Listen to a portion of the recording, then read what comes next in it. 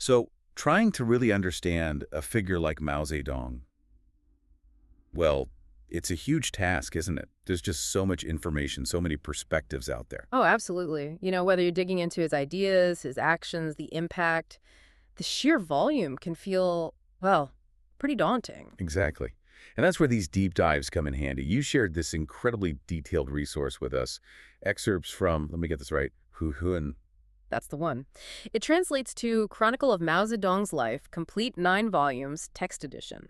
And it's compiled by the Party Literature Research Office of the CCP's Central Committee. Okay, so Nian Pu, you mentioned that's a specific kind of historical record. Yes, exactly.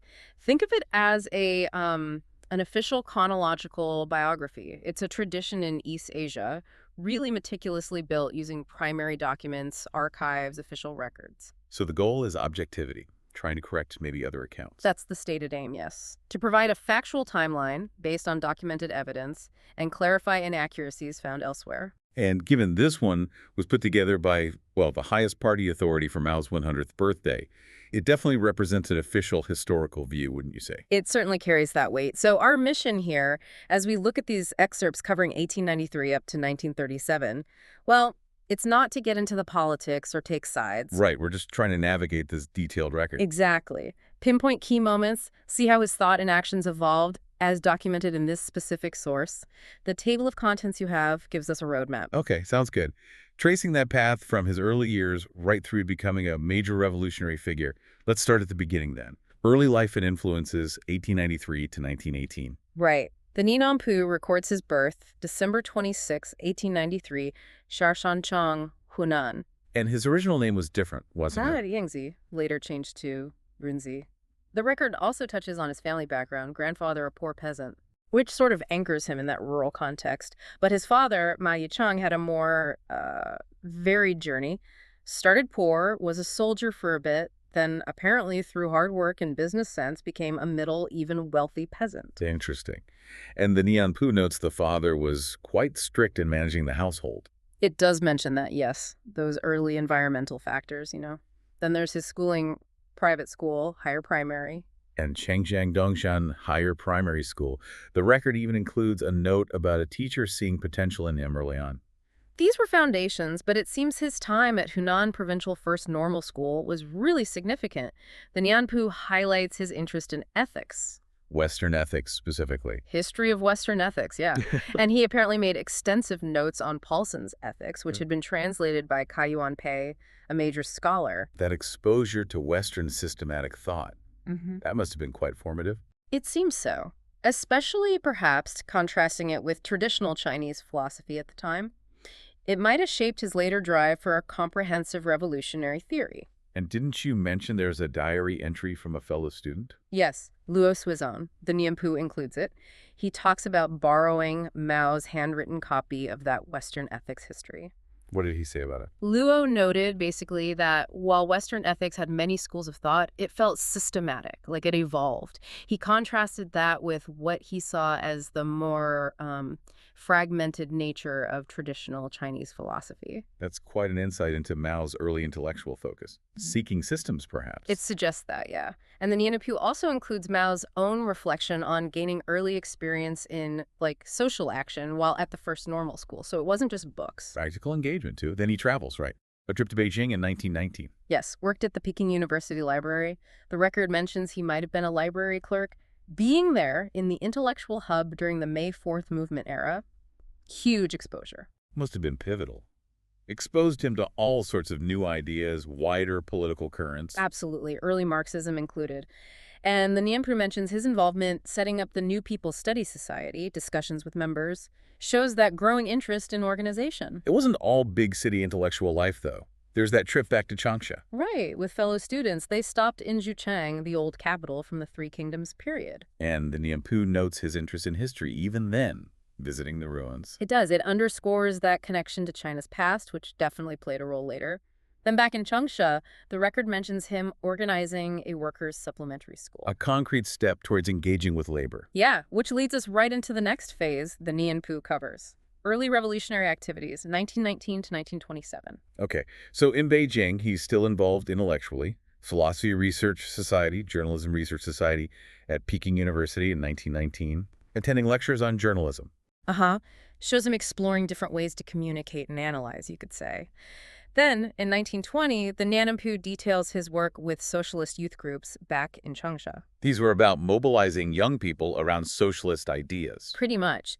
The record mentions correspondence about organizing them, distributing documents from the Socialist Youth League's first National Congress. And he quickly became central to that in Changsha. It seems so. By June 1920, the Nanapu says he was key in reorganizing the Changsha Socialist Youth League's committee, becoming its secretary. And setting up specific committees, students, workers, women, peasants. Right. That shows a really early grasp of needing broad organization across different social strata. That drive continued, didn't it? Yeah. 1921, the Hunan branch of the China Labor Secretariat. Yeah, aimed at uniting workers. And then the Nianpu points to direct action, the Changsha Mud and Woodworkers strike in 1922.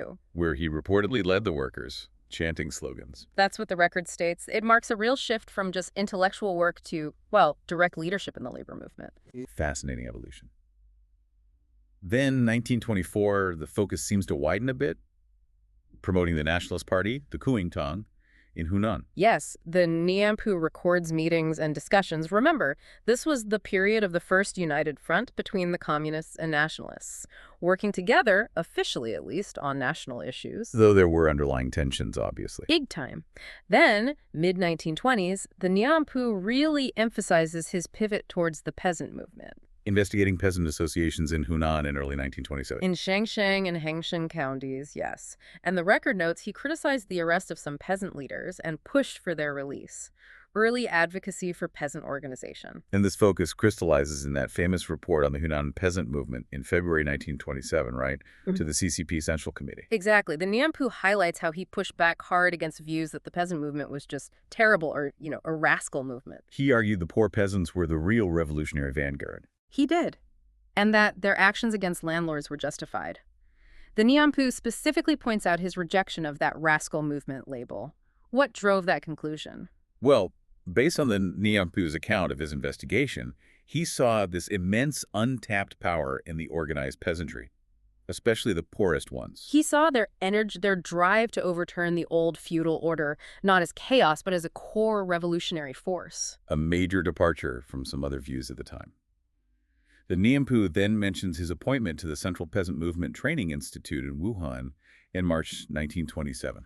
And then his full report on an investigation of the peasant movement in Hunan gets published around March-April. And in it, the Nianpu highlights that striking observation. Peasants achieved in months what Sun Yat-sen hadn't in decades regarding overthrowing landlord power. A powerful claim about peasant agency. And it wasn't just talk. At the Fifth Party Congress in April-May 1927, the Nianpu records him proposing a resolution on land redistribution. But it wasn't adopted. Apparently not, according to this record. Even though he was elected an alternate Central Executive Committee member, it suggests, internal debates or differing priorities within the party leadership then. That's a key detail.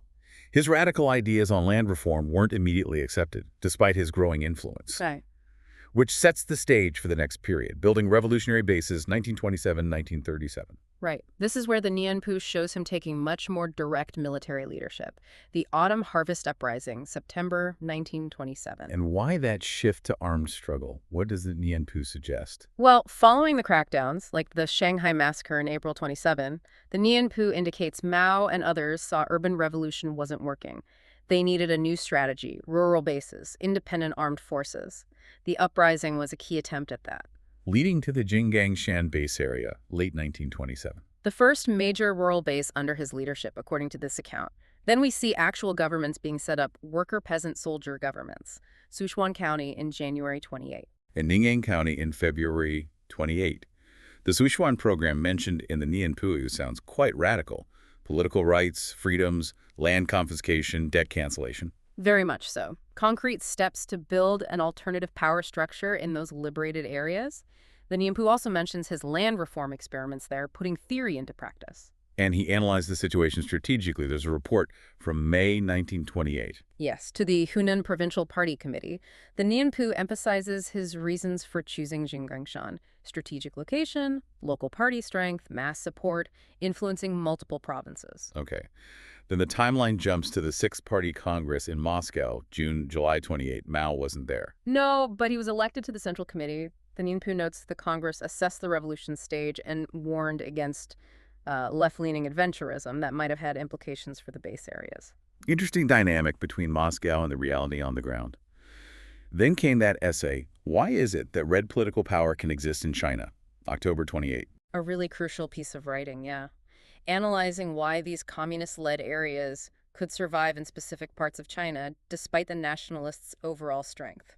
The Nianpu then documents his military leadership breaking the nationalist encirclement campaigns in the late 20s, early 30s. Showing his developing military thought, this leads to consolidating the Central Revolutionary Base area and founding the Chinese Soviet Republic in November 1931. With Mao elected chairman of its Central Executive Committee, the Nianpu points to its constitution outline, emphasizing worker-peasant democratic rule. Yes, establishing a rival state structure, essentially. Then comes the land investigation movement in 33-34, trying to root out feudal elements and consolidate power in the Soviet areas. Which, of course, was followed by the immense hardship of the Long March, 1934-1935. A pivotal, defining event.